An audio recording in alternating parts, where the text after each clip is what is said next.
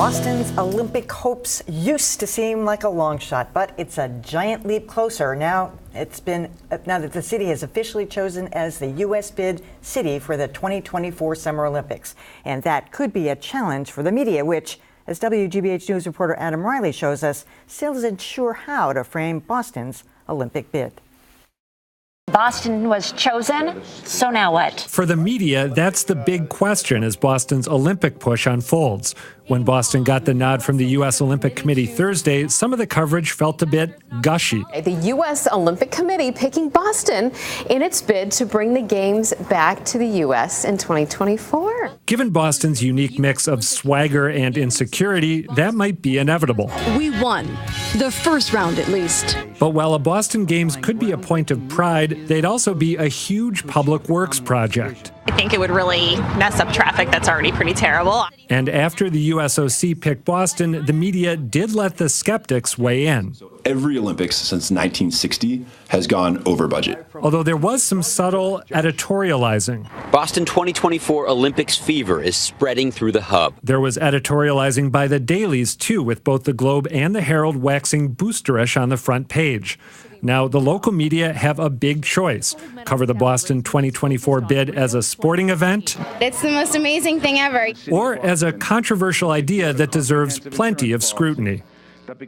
I think we're going to see plenty of scrutiny on this. I mean, this is not really a sporting event along the lines of the Super Bowl or the World Series. This is an international event that happens to include sports, if you ask me. So I think there's going to be a lot of really detailed, thorough research looked into the costs. It's going to be endless, as a matter of fact.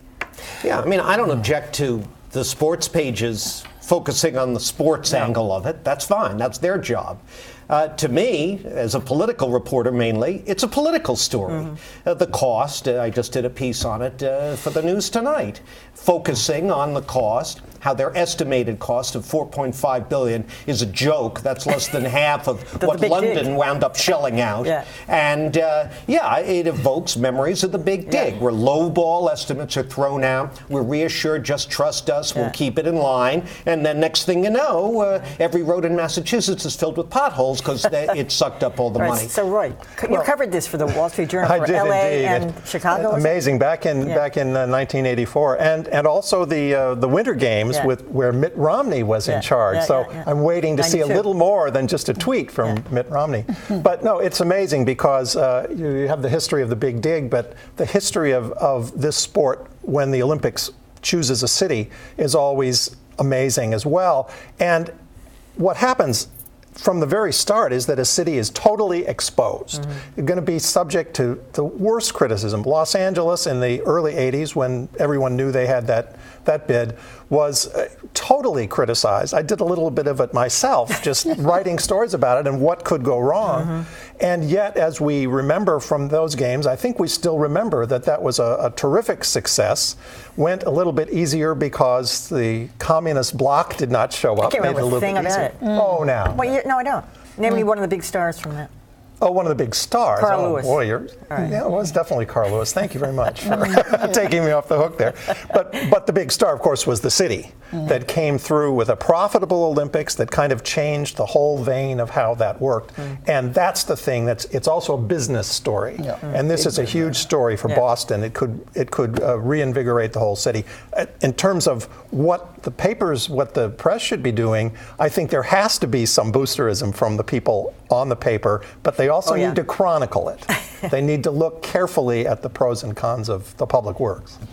Oh, it's a business story, all right, but it's a business neighborhood story. Boston's the city of neighborhoods.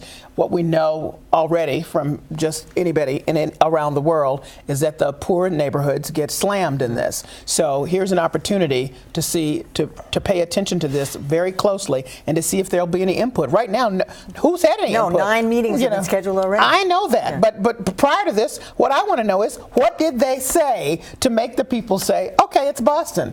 Remember, they strengthened strengthened the bid, but we don't know what that meant, really. What'd you say? You promised somebody your grandmother? I don't know. I mean, I'd like to know. Great question. Yeah. You know, and that has yet to be answered. Oh, we just told them we're great. No, well, that's not going to work. Yeah, I'm kind of flabbergasted that the public discussion is only beginning now. I mean, there's been no input. I mean, they keep talking about John Fish, the construction executive, has led this bid. Well, gee, who elected him?